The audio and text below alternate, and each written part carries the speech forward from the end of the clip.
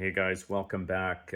Today we're going to jump right into it. We're going to talk about 5 beginner mistakes that folks that have set up a Fluval Evo 13.5, which is the tank that you see here.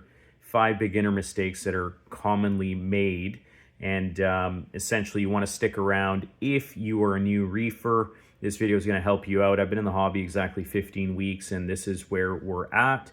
I'm going to be doing an update video, so you can also watch that on what's changed in terms of 15 weeks in the hobby. That said, let's jump right into it. So for those of you guys that are considering getting an aquarium or an all-in-one Evo 13.5, which is what you see here in this video is going to help you out in terms of avoiding problems. So the big thing here, guys, if you're new to the hobby, okay, and you're just starting out getting an all-in-one, this is probably one of the nicest setups that you can get to jump into the hobby. It comes with everything that you need, the light, the filters, the pump mechanism, and you can set up a tank like this relatively quickly. But at the same time, we want to avoid problems, right? So before you add fish into the tank, okay, so problem number 1, you want to start slow, and you want to cycle your tank first. So a lot of new reefers, essentially they add fish, you know, thinking it's like the freshwater hobby. They can just condition the water and they throw the fish in, and often that'll lead to problems, right? So you want to make sure your tank has actually gone through a cycle. So please learn about the nitrogen cycle and how you can speed things up. There's things that we can do. We can add bacteria to the water. The other thing that we can do is we can get some hardy invertebrates like snails and crabs, and you know, you can add those to your tank. And that's actually what I did initially to start out, okay? I added the snails and crabs first, and you can kind of see them there on the top. They have a little bit more algae on them, and you know, you want to add some shells and add them, you know, have the tank mature a little bit, monitor your inverts and your snails, and then once your tank has cycled and you've actually checked your water parameters, then you can add your livestock. So guys, take it slow. That's you know, tip number 1. You know, you want to be measuring again your water parameters. So test for ammonia, nitrite, and nitrate levels. So you can get your test kits at your local fish store or order a master reef kit to make sure that your water parameters are stable before you're adding livestock. Again, the recommendation is add livestock slowly. So the second thing is, again, not overloading your tank, okay, guys? So for every gallon of water, you want to add 1 fish. So this tank here is 13.5 gallons. Ideally, you want to have no more than 3 to 4 fish, okay? Because also, as you add coral, right, as you add coral into the tank, they're also going to consume, they're living organisms, they're going to consume certain things from the water column. So again, treat them as livestock. Their bioload is going to be smaller. Again, if you've never kept fish, just think of fish when they eat, they poop. You need to maintain the water quality. So if you have too much of any one thing in here, it's going to throw the parameters off. And what we're trying to do is establish an ecosystem that's self-sustaining. So that's part of the nitrogen cycle, guys. When your fish produce waste, they will produce essentially bacteria in the tank, and eventually it balances out, and there's enough bacteria in the tank to create a stable ecosystem. I'm sure there's far more to it than that. Read about the nitrogen cycle, guys. So again, in a tank like this, I have 2 clownfish, and you saw my Watchman goby that's hanging out there, and a pistol shrimp, and I'm more or less maxed. I know there's folks that are in the hobby that do far more frequent water changes, and maybe they just have established reef systems. They've been running the tank for over a year, and they can get away with stocking more.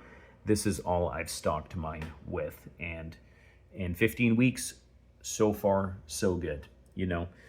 The other big thing, guys, is we want to avoid overfeeding. So I feed my fish twice a day. Feed them once in the morning, either dry pellets or frozen brine shrimp.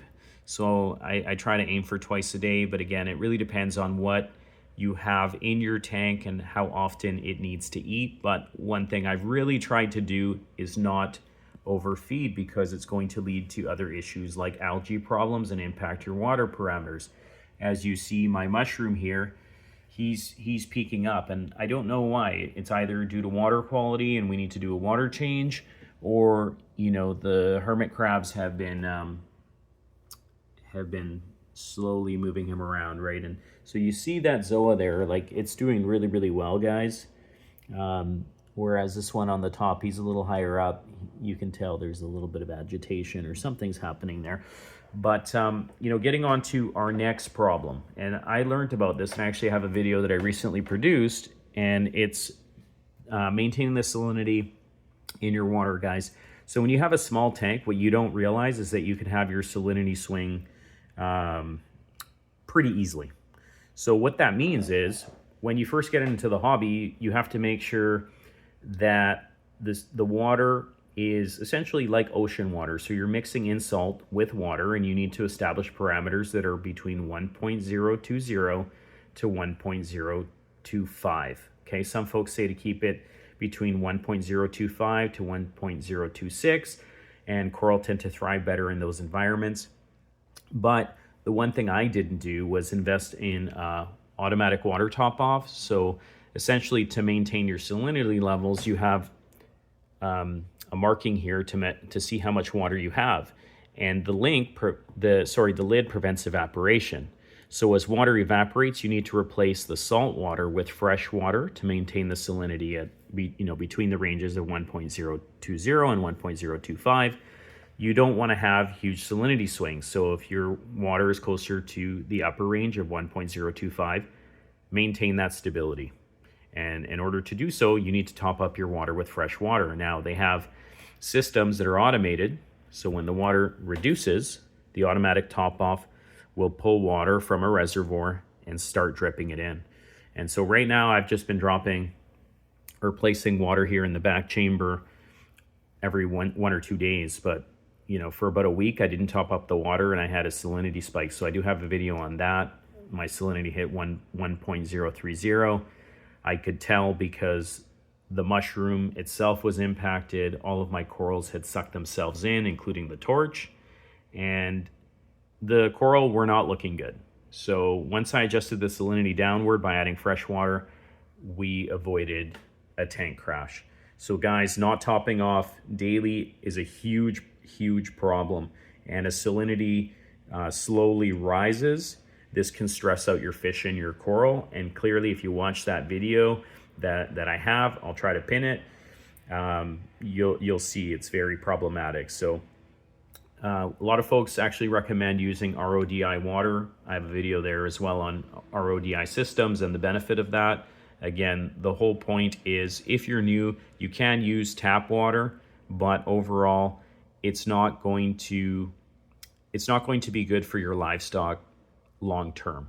Like, likelihood is your coral are going to get stressed and your fish are going to get stressed because there's a lot of impurities in tap water.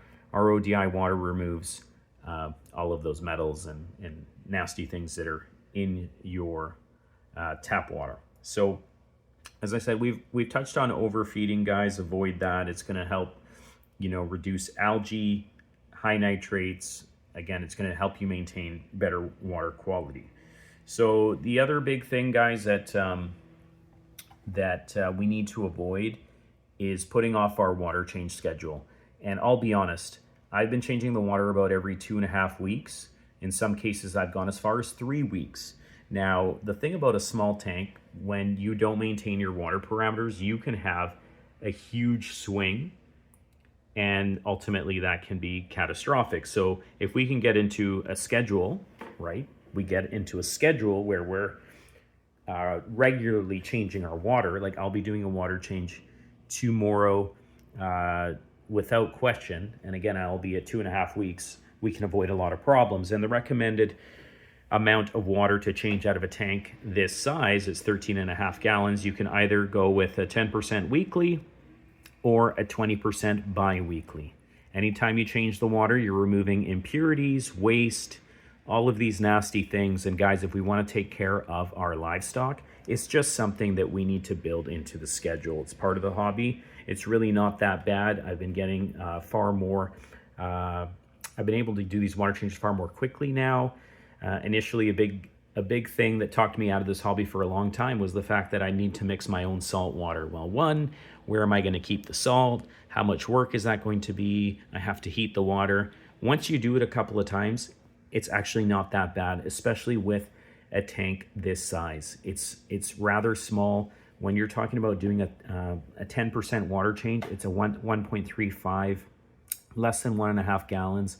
And a 20% water change is roughly a 3-gallon water change. So it's really not that much water you're replacing. Now, of course, guys, if you have a huge tank, and that's a question I'll ask our subscribers, right? For those of you guys that have really, really big tanks, let's say like a 40-gallon or even up to 100-gallon, some of our subscribers are saying, they're returning to the hobby and they're looking at 100-gallon, 200-gallon tanks. Like, how do you change the water? Like, how long does that take when you're doing a water change? You probably don't need to change it as frequently.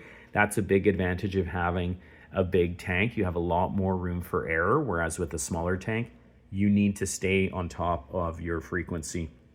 And I get some criticism sometimes from our subscribers. Hey, you need to, record your water parameters. You need to stick to your water change schedule. I think these are all great recommendations. And if you're new, you're going to learn a lot from our subscriber base because they're sharing great information on all of our videos in the comment section. So do have a look through some of the other videos. You're going to learn a lot. The other big bonus tip here, guys, that I'm going to share with you. So a lot of Evo owners actually say this, it's harder to keep more advanced corals with the stock light in the Evo. Now, I've also had other folks say, you know what, they've kept all kinds of coral with the regular stock light. So that's a question that I'll pose for you guys. Are you still using your stock light if you're running this tank, or did you get something like the AI Prime? Or are you running the AI Blade? If you have experience with those lights, let us know which one you prefer. Because I know with the AI Blade, you actually have to either remove the lid or get a custom lid. Whereas with the AI Blade, it actually fits right on the top. So this is the light right here, guys. This bar, you can actually remove it. And as you see, it's really, really easy to change. And, the nice thing about those other lights is you can really adjust the spectrums. But from what I understand, there's hobbyists that are running the stock light and they're, they're able to take care of advanced coral, not just simple coral. I got this because I wanted something out of the box, and by this I mean the tank, and it's worked wonderfully over 15 weeks.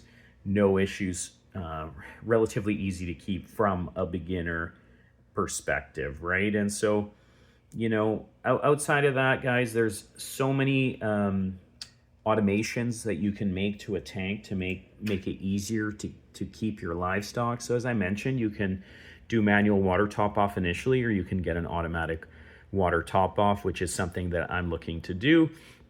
The other automations that you can get, of course, are with the lights, right? So you can get switches. I've seen recommendations whereby you can actually go to Home Depot and get a plug-in switch, plug it into your wall, and essentially, you can have your light on a timer.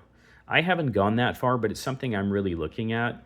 I've also looked at other Fluval alternatives. I know Fluval sells a little bit more advanced of a light that does fit within the stock lid. And of course, guys, like if you're looking outside of, Fluval, you can remove the lid and use something like the AI Prime. That said, guys, I hope this video has been helpful for you guys. And if you have any suggestions or recommendations, please continue to make them in the comments. If you're not subscribed, please consider subscribing, as this is helping our channel growth. And I'm sure you'll find it helpful. As I said, our community has been growing and has been incredibly helpful. And I'd like to thank everyone for continuing to contribute in a meaningful way. Thanks so much and have a great day.